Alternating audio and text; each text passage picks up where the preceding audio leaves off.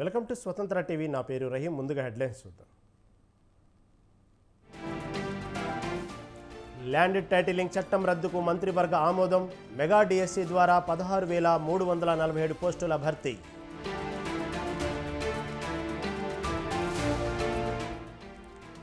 తెలంగాణలో విద్యుత్ ఉత్పత్తి కొరత లేకుండా చర్యలు. 2 తెలుగు రాష్ట్రాల ప్రజలు సుఖ సంతోషాలతో ఉండాలన్న భట్టి.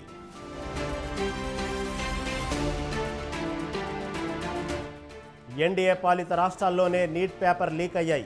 అవకతవకలపై ఈడీతో విచారణ జరపాలన్న వినోద్.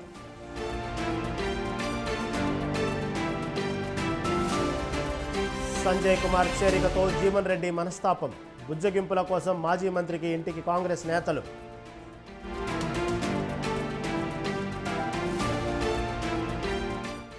సీఎం చంద్రబాబు అపాయింట్మెంట్ కోరామన్న అల్లు అరవింద్. సినీ ఇండస్ట్రీ సమస్యల పవన్తో చర్చించామన్న అగ్ర నిర్మాత.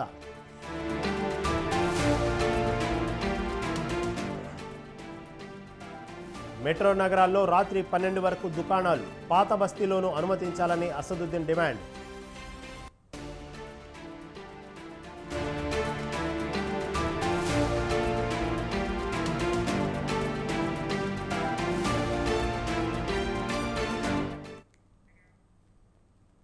తెలంగాణలో బీఆర్ఎస్ పరిస్థితి మూలిగే నక్క మీద తాటికాయ పడినట్లుగా తయారైంది. అసెంబ్లీ ఎన్నికల్లో దెబ్బతిని దిద్దుబాటు చర్యలు చేపట్టినా కూడా పార్లమెంట్ ఎన్నికల్లో ఘోర పరాజయం చవిచూసింది. లోక్సభ ఎన్నికల్లో ఒక్కటంటే ఒక్క సీటు కూడా బీఆర్ఎస్ దక్కించుకోలేకపోయింది. దీంతో పార్టీ పరిస్థితి పాతాళానికి పడిపోయింది. ఉద్యమ పార్టీగా ప్రజల మన్ననలను పొంది 10 ఏళ్లు తిరుగులేని శక్తిగా ప్రభుత్వాన్ని నడిపిన బీఆర్ఎస్ అధినేత కేసీఆర్ ఇప్పుడు సైలెంట్ అయ్యారు. ఓటమి గల కారణాలపై విశ్లేషించుకునే పనిలో ఉండగా పార్టీ ఫిరాయింపులు ఇప్పుడు కేసీఆర్కు పెద్ద తలనొప్పిగా మారాయి.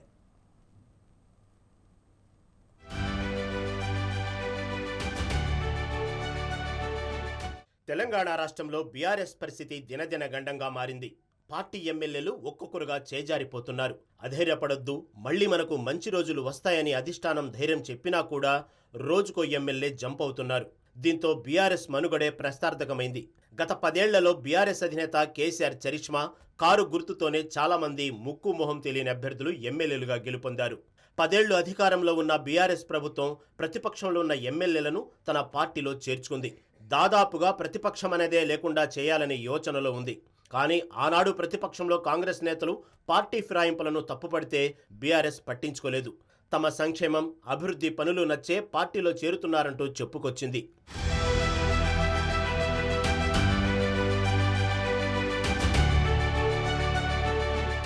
కానీ ఇప్పుడు పరిస్థితి పూర్తిగా తారుమారైంది. కారెక్కిన నేతలు ఒక్కొక్కరుగా హస్తం గూటికి చేరుతున్నారు. రోజుకో నేత కాంగ్రెస్ కండువా కప్పుకుంటున్నారు. బీఆర్ఎస్ అధినేత ఎంత ధైర్యం చెప్పినా కూడా వలసలు ఆగడం లేదు. ప్రజాప్రతినిధులే కాకుండా జిల్లా స్థాయి నేతలు కూడా కాంగ్రెస్ కండువాలు కప్పుకుంటున్నారు. దాదాపు కారు ఖాళీ అయినట్లే కనిపిస్తుంది. పార్టీ ఫిరాయింపులపై బీఆర్ఎస్ నేతలు తీవ్రంగా మండిపడుతుంటే మరోవైపు కాంగ్రెస్ నేతలు గట్టిగానే కౌంటర్ ఇస్తున్నారు. మీరు చేసిందే కదా మేము చేస్తున్నది అంటున్నారు. అప్పుడు మీరు చేస్తే తప్పు కానిది ఇప్పుడు మేము చేస్తే తప్పు ఎలా అవుతుంది అంటున్నారు. 2 ఎమ్మెల్యేలను ఇంద్రకరణ్ రెడ్డి అలాగే కొనప్ప ఇద్దరిని డిఫెక్ట్ చేయించినారు. సేమ్ డే ముఖ్యమంత్రి కాగానే ఇద్దరిని బోని చేసినాడు. 14 and 18 పీరియడ్లో 5 yearsలో ఎంపీస్ 4, ఎమ్మెల్యేస్ 25, ఎమ్మెల్సీస్ 18, టోటల్ 47 వ్యక్తులకు ఆయన డిఫెక్ట్ చేయించారు ఫస్ట్ టర్మ్. సెకండ్ టర్మ్లో మళ్ళీ 14 Congress 12 MLAs and 2 from TDP నుంచి. వీళ్ళకి అప్పుడు యాదకి రాలేదా డిఫెక్షన్ చేస్తే పార్టీకి ఎంత అన్యాయం అవుతుంది, కార్యకర్తలు వాళ్ళ మనోభావాలు ఎట్లా దెబ్బతింటుంది ఇప్పుడు జ్ఞాపకం రాలేదా? బీఆర్ఎస్ పార్టీకి మరో ఎదురు దెబ్బ తగిలింది. ఆ పార్టీకి చెందిన జగిత్యాల ఎమ్మెల్యే ఎం సంజయ్ కుమార్ కాంగ్రెస్ తీర్థం పుచ్చుకున్నారు. ఆదివారం రాత్రి ఆయన కాంగ్రెస్ పార్టీలో చేరారు. జూబ్లీహిల్స్లోని సీఎం రేవంత్ రెడ్డి నివాసంలో ఎమ్మెల్యే కాంగ్రెస్ కండువా కప్పుకున్నారు. సీఎం రేవంత్ కండువా కప్పి పార్టీలోకి ఆహ్వానించారు. కాగా ఈ చేరికతో మొత్తం 5 బీఆర్ఎస్ ఎమ్మెల్యేలు కాంగ్రెస్లో చేరినట్టయింది. ఇటీవలే మాజీ స్పీకర్ పోచారం శ్రీనివాసరెడ్డి హస్తం పార్టీలో చేరారు. అంతకంటే ముందు దానం నాగేందర్, కడియం శ్రీహరి, తెల్లం వెంకట్రావులు కాంగ్రెస్ తీర్థం పుచ్చుకున్నారు. కాగా జగిత్యాల ఎమ్మెల్యే సంజయ్ కుమార్ విషయానికి వస్తే 2018లో ఆయన తొలిసారిగా ఎమ్మెల్యేగా గెలిచారు. 2023 అసెంబ్లీ ఎన్నికల్లో రెండోసారి గెలిచారు.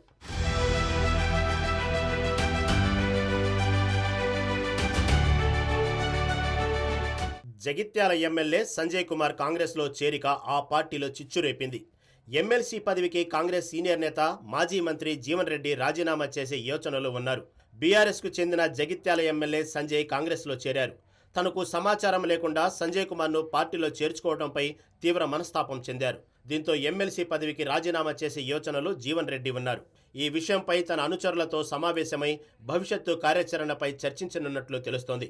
మరోవైపు జీవన్ రెడ్డిని బుజ్జగించేందుకు ప్రభుత్వ విప్ ఆది శ్రీనివాస్, కాంగ్రెస్ నేతలు జీవన్ రెడ్డి ఇంటికి వెళ్లి ఎలాంటి తొందరపాటు నిర్ణయం తీసుకోవద్దని కోరినట్లు కాంగ్రెస్ వర్గాల సమాచారం.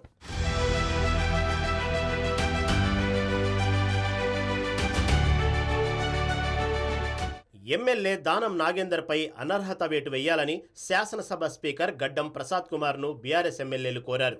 అధినేత కేసీఆర్ ఆదేశాల మేరకు స్పీకర్ను కలిశారు. ఫిరాయింపుల నిరోధక చట్టం ప్రకారం రాజ్యాంగాన్ని గౌరవిస్తూ స్పీకర్ నిర్ణయం తీసుకోవాలని కోరారు. సుప్రీంకోర్టు తీర్పు ప్రకారం 3 నెలల్లో దానంపై అనర్హత వేటు పడటం ఖాయమన్నారు. ఒక పార్టీలో గెలిచి ఇంకో పార్టీలోకి వెళ్లడం సమంజసం కాదన్నారు. రేవంత్ రెడ్డి గతంలో పార్టీ మారిన వాళ్లని రాళ్లతో కొట్టండి అంటూ వ్యాఖ్యలు చేశారని గుర్తు చేశారు.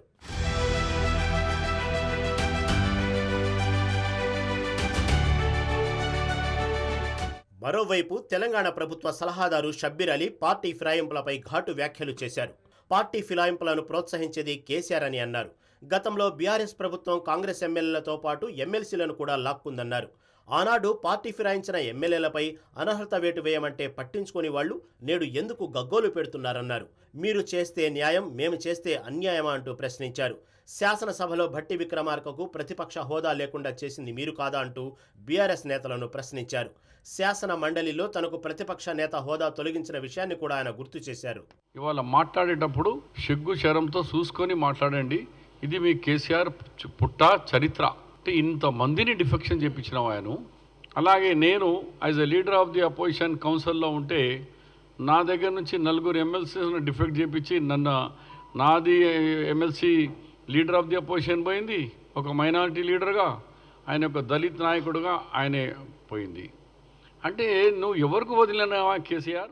ఇదిలా ఉంటే ఎమ్మెల్యేల పార్టీ ఫిరాయింపులపై సుప్రీంకోర్టును ఆశ్రయించే యోచనలో ఉంది బీఆర్ఎస్. దానం నాగేందర్తో పాటు పార్టీ మారిన ఎమ్మెల్యేలపై బీఆర్ఎస్ నేతలు కోర్టు మెట్లెక్కనున్నారు. ఇందులో భాగంగా బీఆర్ఎస్ అధిష్టానం న్యాయ నిపుణులతో చర్చ జరుపుతోంది. దీంతో పార్టీ ఫిరాయింపు ఎమ్మెల్యేల వ్యవహారం సుప్రీంకోర్టుకు చేరింది.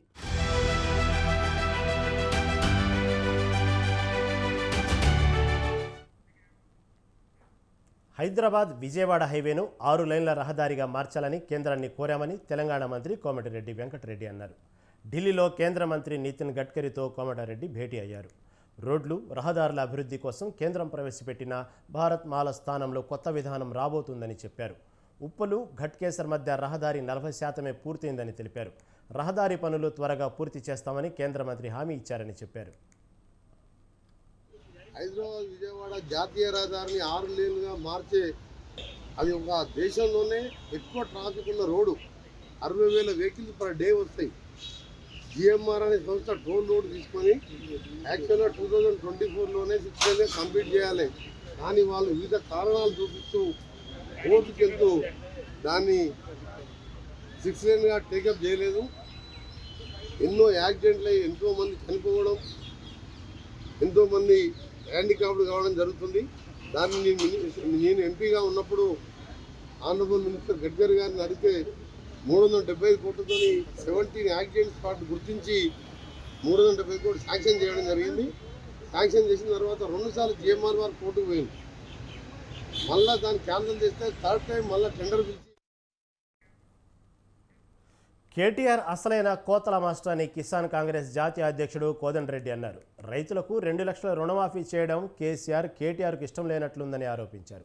అధికారం కోల్పోయాక కేటీఆర్ నిరాధారమైన ఆరోపణలు చేస్తున్నారని మండిపడ్డారు. 18 లక్షల ఎకరాల భూమిని పార్ట్ బీచ్లో పెట్టారని తెలిపారు. ముఖ్యమంత్రి గారు రేవంత్ రెడ్డి గారు కాంగ్రెస్ పార్టీ ఎన్నికల మేనిఫెస్టోలో పెట్టినట్టుగా దాన్ని వెంటనే అమలు చేయడానికి క్యాబినెట్ సమావేశం ఏర్పాటు చేసి విస్తృతంగా చర్చ చేసుకొని 2 లక్షల రూపాయలు రైతులకు రుణమాఫీ చేయడానికి ఒక నిర్ణయం తీసుకుంటే దాన్ని ఏమంటాడు ఆయన అంటే, సీఎం అంటే కటింగ్ మాస్టరా? ఈయనకు అలవాటు. ఈయనకి ప్రతిదాన్ని కోతి మాటలు మాట్లాడి మంచి విషయాన్ని కూడా ఒక ప్రతిపక్ష పార్టీగా ఉండి ఆ నిర్ణయాన్ని ఆహ్వానించకుండా ప్రతి విషయాన్ని ఏదో రకంగా దాన్ని క్రిటికల్గా మాట్లాడడం ఆయనకు అలవాటైపోయింది. మేము కూడా అంటాం, కేటీఆర్ గారు మీరు కోతల మాస్టరు. అధికారంలో ఉన్నప్పుడు కూడా అదే కోతలు కోసిండ్రు, అధికారం పోయినప్పుడు కూడా ఇప్పుడు కూడా అదే కోతలు కోస్తున్నారు. స్వతంత్ర భారత్లో ప్రవేశ పరీక్షల్లో జరిగిన అతిపెద్ద అవకతవకలు నీట్ యూజీలోనే జరిగాయని మాజీ ఎంపీ బోయినపల్లి వినోద్ కుమార్ అన్నారు. ఎన్డీఏ పాలిత రాష్ట్రాల్లోనే నీట్ ప్రశ్నపత్రాలు లీక్ అయ్యాయని, కోట్లాది రూపాయలు చేతులు మారాయని ఆరోపించారు. చివరి నిమిషంలో నీట్ పీజీ పరీక్ష రద్దు చేయడం వల్ల ఎంతోమంది నష్టపోయారన్నారు. నీట్ యూజీ పరీక్షలో అవకతవకలు జరిగినప్పుడే నీట్ పీజీ పరీక్ష వాయిదా వేస్తే బాగుండేదని అభిప్రాయపడ్డారు. రావు గారు ఒక స్టేట్మెంట్ ఇచ్చిండ్రు, గొర్రెలు బర్రెలు ఆ పథకం లోపల అవినీతి జరిగింది, ఈడీ వస్తున్నది తెలంగాణ రాష్ట్రానికి అని చెప్పిర్రు. మరి గొర్రెలు బర్రెలలో పంపకాల లోపల అవినీతి జరిగితే ఈడీ వచ్చింది కదా, వస్తుంది కదా. 24 లక్షల విద్యార్థుల జీవితాలతోనే ఆడుకున్నటువంటి ఈ గ్యాంగ్స్టర్స్ ఇలా ఒక ప్రముఖ ఆంగ్ల పత్రికలు రాయడం జరిగింది. ఎన్డీఏ భాగస్వామ్య పక్ష నాయకుడు పాత్ర ఉన్నదని చెప్పి కూడా రాస్తున్నారు. మొన్న రఘునందన్ రావు కోకాపేటలో బీఆర్ఎస్కి ఇచ్చిన భూముల్ని వెనక్కి తీసుకుని వేలం వేయాలని అన్నారు తెలంగాణ ప్రభుత్వ సలహాదారు షబ్బీర్ అలీ. బీఆర్ఎస్ పార్టీ కార్యాలయం కోసం 11 ఎకరాలు ఎందుకు అని ప్రశ్నించారు. కార్యాలయం ఉన్న భూమిని ప్రభుత్వం తీసుకోవాలన్నారు. వేలం వేసిన డబ్బులు రుణమాఫీకి ఉపయోగించాలని కోరారు. మీకు 11 ఎకరాల భూమి తీసుకున్నారు, అంత కాస్ట్లీ ల్యాండ్. దానివల్ల మీరు కట్టింది ఓన్లీ 37 crores రూపీస్ కట్టి అక్కడ 1100 కోట్లు అంటే 1100 crores రూపీస్ ఒక వాల్యుబుల్ ల్యాండ్ను మీరు 37 crores పెట్టి తీసుకున్నారు. నేను గవర్నమెంట్తో డిమాండ్ చేస్తున్నాను మీ ద్వారా, ఏంటంటే కాంగ్రెస్ పార్టీ కూడా డిమాండ్ చేస్తుంది, ఆ 37 అది కోకాపేటలో ఆయన అలాట్ చేసుకున్న ల్యాండ్ అది ఇమ్మీడియట్లీ గవర్నమెంట్ టేక్ కవర్ చేసుకోవాలా, చేసుకొని దాన్ని వేలం పాటించి ఆ డబ్బులు వచ్చినాయి అన్నీ కూడా మన ఈ రైతులకు ఇప్పుడు రుణమాఫీ దాంట్లో డబ్బులు కడితే మన ప్రభుత్వానికి ప్రజల మీద భారం కూడా తక్కువ పడుతుంది, మనకి ఇంట్రెస్ట్లో లోన్ తీసుకొచ్చేది కూడా తక్కువ పడుతుంది. ఎందుకంటే పార్టీ ఖతమైపోయింది వాళ్ళది. బొగ్గు గనులను ప్రైవేట్ పరం చేయొద్దని టీజేఎస్ అధినేత ప్రొఫెసర్ కోదండరాం కోరారు. ప్రైవేట్ పరం చేస్తే ఎక్కువ ఆదాయం వస్తుందని ఎవరైనా గ్యారెంటీ ఇవ్వగలరా అని ప్రశ్నించారు. సింగరేణికి కేంద్రం మినహాయింపు ఇవ్వాలని కోదండరాం కోరారు. ఆదాయమే కారణం అనుకుంటే సింగరేణి ఇప్పటికే ప్రైవేటీకరణ మార్గం ద్వారా వచ్చేదానికంటే ఎక్కువ ఆదాయం ఇస్తున్నది. కాబట్టి తొందరపడి ఇవాళ శ్రావణపల్లి మైన్ తవ్వటం మొదలు పెడితే అనవసరంగా పచ్చని పల్లెల్లో చిచ్చు పెట్టినట్టు అవుతుంది. ఇది కూడా కేంద్ర ప్రభుత్వం అర్థం చేసుకోవాలి. సింగరేణికి వాస్తవాలు తెలుసు, ఆ స్థానిక ప్రజలతో మమేకమై ఉన్నటువంటి సంస్థ. కాబట్టి మేము కోరేది ఏంటంటే తొందరపడి శ్రావణపల్లి మొదలు పెట్టకండి. బొగ్గు గనులు ఉన్న వాటిని మీరు ఇప్పటికి వరకు ఇచ్చిన తాడిచెర్లను కానీ వాటిని సింగరేణికి దారాదత్తం చేయండి. సింగరేణికి ఇక్కడి బొగ్గును దవ్వే అధికారాన్ని ఇవ్వండి అని చెప్పి మేము ప్రభుత్వాన్ని కోరుతున్నాం. అన్నిటికంటే మించి కేంద్ర మంత్రి కిషన్ రెడ్డి గారికి కూడా తెలంగాణ జనసమితి తరఫున మేము విజ్ఞాపన పత్రం ఇస్తాం. మా బాధ్యతగా అక్కడితో ఆగుతుందని నేను అనుకోవటం లేదు. సింగరేణి పట్ల కొంత బాధ్యతగా వ్యవహరించాలి. అది ప్రాంత అస్తిత్వానికి పునాది అన్నాం మేము.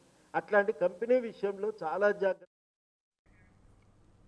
ఋతుపవనాలు బాగుండాలని, కరువు కాటకాలు లేకుండా ప్రజలు సంతోషంగా ఉండాలని శ్రీశైలం మల్లన్నను కోరుకున్నట్లు తెలంగాణ డిప్యూటీ సీఎం భట్టి విక్రమార్క చెప్పారు. శ్రీశైలం హైడల్ పవర్ ప్రాజెక్టుని ఋతుపవనాలకు ముందే సమీక్షించి చర్యలు చేపట్టేందుకు శ్రీశైలం వచ్చినట్లు ఆయన తెలిపారు. శ్రీశైలం హైడల్ పవర్ ప్రాజెక్టు పూర్తి స్థాయిలో విద్యుత్ ఉత్పత్తి చేసేందుకు తగిన చర్యలు తీసుకుంటామని భట్టి చెప్పారు. అంతకుముందు భట్టి విక్రమార్క తెలంగాణ మంత్రి జూపల్లి కృష్ణారావు, 9 ఎమ్మెల్యేలు శ్రీ మల్లికార్జున స్వామి, బ్రహ్మరామ అమ్మవార్లను దర్శించుకున్నారు. శ్రీశైల మల్లికార్జున స్వామి వారి దర్శనం చేసుకొని వారితో పాటు అమ్మవారి దర్శనం కూడా చేసుకొని వారి ఆశీస్సులు కావాలని మెండుగా ప్రార్థించడం జరిగింది. స్వామివారి ఆశీస్సులు తీసుకొని ఇరు రాష్ట్ర ప్రజలందరూ కూడా సుభిక్షంగా ఉండాలని, ఋతుపవనాలు బాగా రావాలని, పంటలు బాగా పండాలని, ఎటువంటి కరువు కాటకాలు లేకుండా అందరి జీవితాల్లో వెలుగు నిండాలని చెప్పి వారిని తెలంగాణ రాష్ట్ర ప్రభుత్వం తరఫున వేడుకోవటం. వైద్య ఆరోగ్య విశ్వవిద్యాలయానికి ఎన్టీఆర్ పేరును పునరుద్ధరిస్తున్నామని మంత్రి కొలుసు పార్థసారథి అన్నారు. దురదృష్టవశాత్తు గత ప్రభుత్వం పేరు మార్చిందని చెప్పారు. కొన్ని సంవత్సరాల మార్కుల జాబితాలపై ఒక పేరు, మరికొన్ని సంవత్సరాల మార్కుల జాబితాలపై మరో పేరు ఉండడం వల్ల వైద్య విద్యార్థులు ఇబ్బందులు పడ్డారని తెలిపారు. కేబినెట్ భేటీ అనంతరం మంత్రివర్గ నిర్ణయాలను ఆయన వెల్లడించారు. అమరావతి రాజధాని, పోలవరం, విద్యుత్ శాఖ, శాంతి భద్రతలు, మద్యం, ల్యాండ్ శాండ్ మైనింగ్, ఆర్థిక పరిస్థితి అంశాలపై జూన్ 30 నుంచి జూలై 18వ తేదీ వరకు శ్వేతపత్రాలు విడుదల చేస్తామని మంత్రి పార్థసారథి తెలిపారు. 7 శ్వేతపత్రాలని విడుదల చేయబోతుంది ప్రభుత్వం. పోలవరం మీద ఒకటి, అమరావతి, విద్యుత్ పర్యావరణం, ల్యాండ్ శాండ్ మైన్స్, జియాలజీ మొదలైనవన్నీ కూడా, liquor and excise, law and order మరియు ఫైనాన్స్ మీద శ్వేతపత్రాలు రిలీజ్ చేయబోతా ఉన్నాము. అది 31వ తారీఖున మొదలుపెట్టి 18వ తారీఖు వరకు కూడా 3 రోజుల గ్యాప్తో 4 రోజుల గ్యాప్తో ఇవన్నీ కూడా మరి రిలీజ్ చేయబోతుంది. అంటే గత ప్రభుత్వం ఏ విధంగా ఈ రంగాల్ని దుర్వినియోగం చేయటమో లేకపోతే విధ్వంసం చేయటమో, ఏ విధంగా ఆర్థిక ఇండిసిప్లిన్ మూలంగా ఏ విధంగా ఈ రాష్ట్రం నష్టపోయింది, ఏ విధంగా రాష్ట్రం ఫైనాన్స్గా నష్టపోయింది, ఆర్థిక అప్పుల్లో కూరుకుపోయింది, వీటన్నిటికి సంబంధించి వైట్ పేపర్ని రిలీజ్ చేయబోతాము. 7 శ్వేతపత్రాలని విడుదల చేయబోతుంది ప్రభుత్వం. పోలవరం మీద ఒకటి, అమరావతి, విద్యుత్ పర్యావరణం, land. AP deputy CM Janasena అధినేత పవన్ కళ్యాణ్తో తెలుగు సినీ నిర్మాతలు భేటీ అయ్యారు. చిత్ర పరిశ్రమ సమస్యలు, రాష్ట్రంలో సినీ రంగ విస్తరణకు ఉన్న అవకాశాలు తదితర కీలక అంశాలపై చర్చించారు. సినీ ఇండస్ట్రీ అభివృద్ధికి తాము కట్టుబడి ఉన్నామని అల్లు అరవింద్ తెలిపారు. సీఎం చంద్రబాబు అపాయింట్మెంట్ కోరామని, ఖరారైన తర్వాత ఆయన్ను కలుస్తామని తెలిపారు. అప్పుడు అన్నింటికి సంబంధించి రిప్రజెంటేషన్ ఇస్తామని చెప్పారు. ఏపీలో కూటమి ప్రభుత్వం సంతోషంగా ఉందన్న ఆయన డిప్యూటీ సీఎం అయినందుకు పవన్ కళ్యాణ్కు విషెస్ తెలిపామన్నారు. టికెట్ల రేటు చాలా చిన్న విషయమని చెప్పారు. త్వరలో CM Chandrababu, deputy CM Pawan Kalyan కలుస్తామని అల్లు అరవింద్ స్పష్టం చేశారు. కలవడానికి వచ్చాము. ఇది ఒక గుడ్ విల్ విజిట్. ఈ విజిట్లో ఏంటంటే మేము కులాసాగా మాట్లాడుకోవడం కాకుండా మేము ప్రత్యేకంగా వచ్చింది ఆనరబుల్ చీఫ్ మినిస్టర్ గా అపాయింట్మెంట్ ఇస్తే మా ఇండస్ట్రీ మొత్తం తరలి వచ్చి, అంటే మా ఛాంబరు ఇతర అన్ని అసోసియేషన్స్ కలిపి ఒకసారి వచ్చి చీఫ్ మినిస్టర్ గారిని, ఉప ముఖ్యమంత్రి పవన్ కళ్యాణ్ గారిని, వీరందరినీ అభినందించడానికి ఒక రోజు మాకు అపాయింట్మెంట్ ఇప్పించండి అని అడగడానికి వచ్చాం. వారు తప్పకుండా త్వరలో అది చేస్తామన్నారు. ఆ పని మీద వచ్చాం. చాలా మనస్ఫూర్తిగా కాసేపు మాట్లాడి చాలా ఆనందపడ్డాం. త్వరలో మళ్ళీ total representation of the film industry తోటి ఇక్కడికి వచ్చి వారిని అభినందించడానికి మళ్ళీ వస్తాం. Thank you. ఏమీ లేదు. మీరనే టికెట్ అనేది చాలా చిన్న విషయం అండి, దాని గురించి రాలేదు. ఇండస్ట్రీలో విషయాలు కొన్ని మాట్లాడుకున్నాం, కానీ రిప్రజెంటేషన్ వస్తుంది కదా, అప్పుడు అన్ని సమగ్రంగా మాట్లాడతాం. Thank you. కేంద్ర ప్రభుత్వం జూలై నెలలో ప్రవేశపెట్టనున్న పార్లమెంట్ బడ్జెట్లో బీసీ సంక్షేమానికి 2 లక్షల కోట్లు కేటాయించాలని పార్లమెంటు సభ్యులు ఆర్ కృష్ణయ్య డిమాండ్ చేశారు. 75 ఏళ్ల పరిపాలనలో బీసీలకు చేసింది ఏమీ లేదని ధ్వజమెత్తారు. పార్లమెంటు బిల్లులో 2,000 కోట్లు కేటాయిస్తే బీసీలకు చాక్లెట్లు, బిస్కెట్లు కూడా రావని ఎద్దేవా చేశారు. అదానీ, అంబానీ, టాటా బిర్లాలకు లక్షల కోట్లు కేటాయిస్తే పేద ప్రజల బీసీలకు 2,000 కోట్లు కేటాయిస్తామని చెప్పడం ఎంతవరకు సమంజసమని ప్రశ్నించారు. జూలైలో పార్లమెంట్ సెషన్లో కేంద్ర బడ్జెట్ ప్రవేశపెట్టబోతుంది. అందులో బీసీలకు 2 లక్షల కోట్లు కేటాయించాలని చెప్పి బీసీ సంక్షేమానికి డిమాండ్ చేస్తున్నాం. 76 ఏళ్ళు అయింది. ఈ కేంద్ర ప్రభుత్వానికి సిగ్గు శరం ఉందా అని అడుగుతున్నాం. మొన్న వర్కౌట్ చేస్తున్నది అలా కొందరు చెప్పారు. 2,000 కోట్లు ఓబీసీలకు కేటాయిస్తున్నామని అంటున్నారు. 2,000 కోట్లు అంటే చాక్లెట్లు, బిస్కెట్లు కూడా రావు. ఎవరు అభివృద్ధికి పెడుతున్నారు మీరు? బిర్లా, టాటా, బిర్లా, అంబానీ, అదానికేమో వేల కోట్లు, లక్షల కోట్లు కేటాయిస్తారు. మా దేశంలో ఉన్న 75 కోట్ల మంది బీసీలకు 20 రూపాయలు కూడా రావు, 15 రూపాయలు కూడా రావు ఒక్కొక్కరికి. ఈ బడ్జెట్ తోటి ఈ కులాలు ఎన్నడూ అభివృద్ధి చేస్తారని చెప్పి నేను కేంద్ర ప్రభుత్వాన్ని బీజేపీ ప్రభుత్వాన్ని సవాల్ చేస్తున్నా. కేంద్ర ప్రభుత్వము రాత్రి 11 తర్వాత no friendly police, lathi charge police అంటూ హైదరాబాద్ పోలీసులు చేసిన ప్రకటనపై మజ్లిస్ పార్టీ అధినేత ఎంపీ అసదుద్దీన్ ఓవైసీ తీవ్రంగా స్పందించారు. పోలీసుల తీరుపై ఆగ్రహం వ్యక్తం చేశారు. పాత బస్తీలోనే ఇలాంటి ప్రకటనలు ఎందుకు చేస్తున్నారని ప్రశ్నించారు. ఇలాంటి ప్రకటనలే జూబ్లీహిల్స్లో చేయగలరా అని నిలదీశారు. మెట్రో నగరాల్లో జూబ్లీహిల్స్ వంటి ప్రాంతాల్లో వ్యాపార సముదాయాలు రాత్రి 12 గంటల వరకు అనుమతిస్తారని గుర్తు చేశారు. హైదరాబాద్లోనూ అనుమతించాలని డిమాండ్ చేశారు. ఇప్పటి వరకు ఆర్థిక వ్యవస్థ చాలా వరకు దెబ్బతిందన్నారు. అలాంటప్పుడు రాత్రి వ్యాపారాలకు అనుమతిస్తే తప్పేమిటన్నారు. అందరికీ ఒకే రూల్ ఉంటుందని గుర్తుంచుకోవాలన్నారు. పాత బస్తీతో పాటు జూబ్లీహిల్స్లోనూ రాత్రి వేళల్లో చాయ్ హోటల్స్, పాన్ షాపులు తెరిచి ఉంటాయని ఓవైసీ చెప్పారు.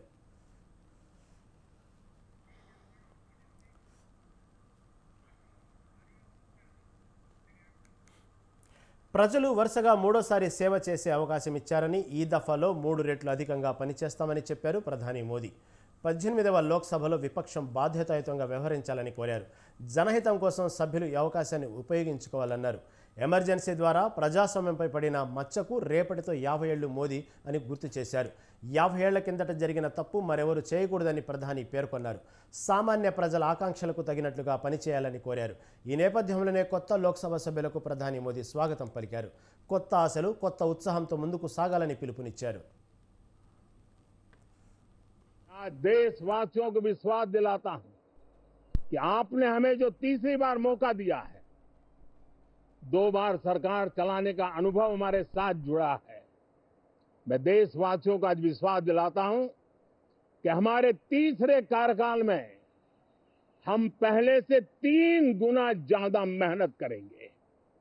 हम परिणामों को भी 3 गुना ला करके रहेंगे और इस संकल्प के साथ हम इस नए कार्यभार को लेकर के आगे चल रहे हैं। माननीय सभी सांसदों से देश को बहुत सी अपेक्षाएं हैं। मैं सभी सांसदों से आग्रह करूंगा कि जनहित के लिए, लोक सेवा के लिए हम इस अवसर का उपयोग करें और हर संभव हम जनहित में कदम उठाएं। देश की जनता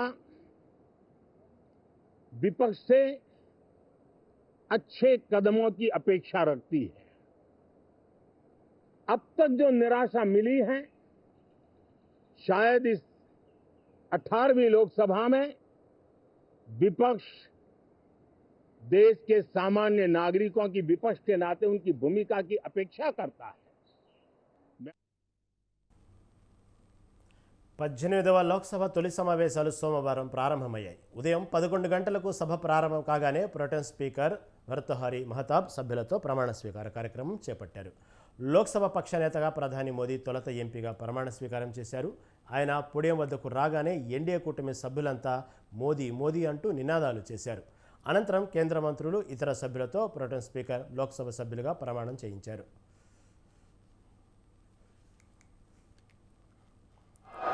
मैं नरेंद्र दामोदर दास मोदी, जो लोकसभा का सदस्य निर्वाचित हुआ हूं, ईश्वर की शपथ लेता हूं कि मैं विधि द्वारा स्थापित भारत के संविधान के प्रति सच्ची श्रद्धा और निष्ठा रखूंगा। मैं भारत की प्रभुता और अखंडता अक्षुण्ण रखूंगा तथा जिस पद को मैं ग्रहण करने वाला हूं, उसके कर्तव्यों का श्रद्धापूर्वक निर्वहन करूंगा। తొలి రోజు 280 మంది ఎంపీలు ప్రమాణం చేశారు. మిగిలిన వారితో మంగళవారం ప్రమాణ స్వీకారం చేయిస్తారు. అనంతరం స్పీకర్ ఎన్నికకు నామినేషన్ కార్యక్రమం ప్రారంభమవుతుంది. ఈ నెల 26న స్పీకర్ ఎన్నిక పూర్తవుతుంది.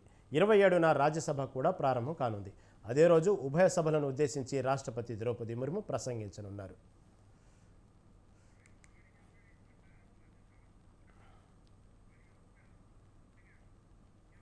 కేంద్ర మంత్రి జేపీ నడ్డా రాజ్యసభ పక్ష నేతగా నియామకమయ్యారు. ప్రస్తుతం నడ్డా బీజేపీ జాతీయ అధ్యక్షుడిగా వ్యవహరిస్తున్నారు.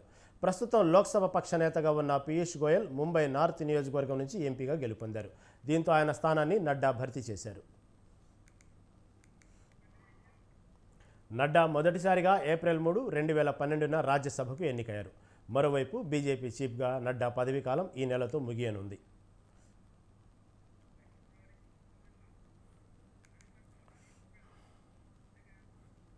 లోక్సభ స్పీకర్ పదవికి ఓం బిర్లా రాజీనామా చేశారు. 17వ లోక్సభ స్పీకర్గా వ్యవహరించిన ఓం బిర్లా 18వ లోక్సభకు స్పీకర్ ఎన్నిక కోసం నోటిఫికేషన్ విడుదల కావడంతో ఆయన రాజీనామా చేశారు.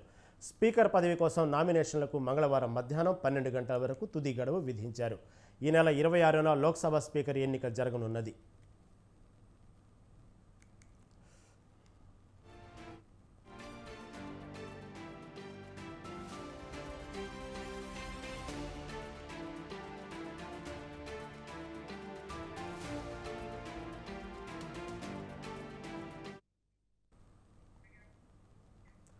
రాజన్నకు కోడె కడితే కోరిన కోరికలు తీరుతాయి.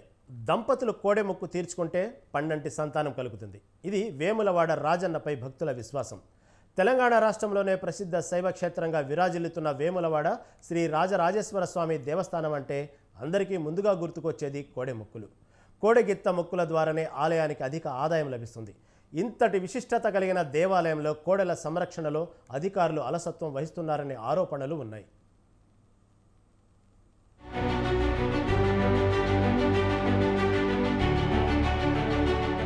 లయకారుకుడైన శివుడు దక్షిణ కాశీగా పేరొందిన వేములవాడ పుణ్యక్షేత్రంలో రాజరాజేశ్వరుడిగా కొలువై ఉన్నాడు.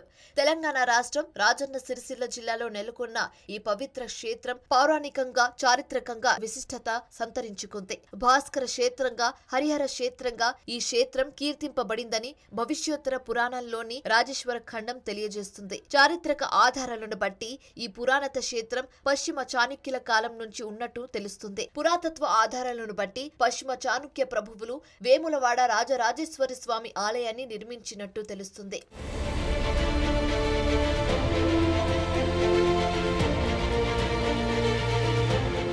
రాష్ట్రంలోనే అధిక ఆదాయం గల దేవాలయాల్లో ఈ ఆలయం ఒకటి. రాష్ట్రంలో ప్రసిద్ధ శైవ క్షేత్రంగా విరాజిల్లుతున్న వేములవాడ శ్రీ రాజరాజేశ్వరి స్వామి దేవస్థానం అంటేనే అందరికీ టక్కున గుర్తుకు వచ్చేది కోడె ముక్కులు. రాజన్నకు కోడెను కడితే కోరిన కోరికలు తీర్తాయని భక్తులు విశ్వాసం.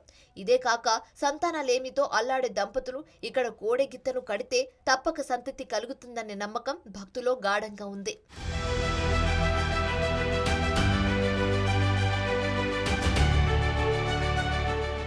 ఆలయానికి వచ్చే భక్తులు అధిక శాతం మంది ఇక్కడ కోడెను కట్టేసి వెళ్తారు. ఆలయానికి వచ్చే ఆదాయంలో సింహభాగం కోడెలను కట్టడం ద్వారానే వస్తుంది. దీనిని బట్టి రాజన్న ఆలయంలో కోడెలకు ఎంత ప్రాముఖ్యత ఉందో తెలుస్తుంది. అయితే ఇంతటి విశిష్టత కలిగిన ఆలయంలో కోడెల సంరక్షణ విషయంలో అధికారులు నిర్లక్ష్యంగా వ్యవహరిస్తున్నారనే ఆరోపణలు వస్తున్నాయి. రాజన్న ఆలయ కోడెల సంరక్షణకు సంబంధించి గ్రామంలోని కట్ట కింద ఒక గోశాల ఉంది. ఇదే కాక తిప్పపూర్లో మరొక గోశాల ఉంది. అయితే కోడెల సంరక్షణ, గోశాల నిర్వహణ విషయాల్లో అధికారులు నిర్లక్ష్యంగా వ్యవహరిస్తున్నట్లు భక్తులు ఆరోపిస్తున్నారు. వర్ష బీభత్సానికి ఇక్కడి గోశాల బురదమయంగా మారుతుంది. దీంతో దాదాపు 1000కి పైగా కోడెలు నానా అవస్థలు పడుతున్నాయి. కోట్ల రూపాయల ఆదాయం తెచ్చిపెడుతున్న కోడెల సంరక్షణకు ప్రత్యేక చర్యలు తీసుకోవాలని రాజన్న ఆలయ అధికారులకు, అలాగే రాష్ట్ర దేవాదాయ శాఖ ఉన్నతాధికారులకు భక్తులు ఎన్నో విన్నపాలు చేశారు. అయినా భక్తులు ప్రతిపాదనలను పట్టించుకునే వారే కరువయ్యారు.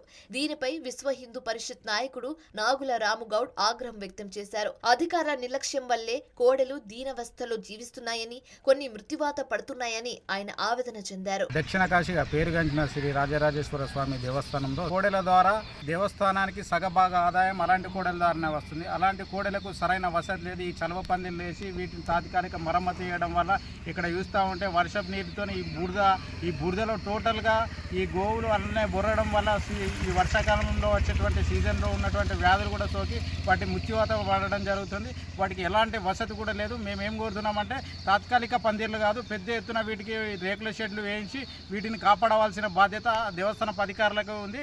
అలాగే వీటిని సంరక్షించవలసినటువంటి వెటర్నరీ డాక్టర్ కూడా దాన్ని తక్షణమే నిర్మించాలి. ఇక్కడ వీటిని కాపాడవలసిందిగా బాధ్యతగా మేము కోరుతున్నాం. ఇప్పటికైనా ఆలయ అధికారులు మొద్దు నిద్ర వీడి రాజన్న ఆలయ కోడెలపై శ్రద్ధ చూపించాలని, వాటి సంరక్షణకు చర్యలు చేపట్టాలని భక్తులు కోరుతున్నారు.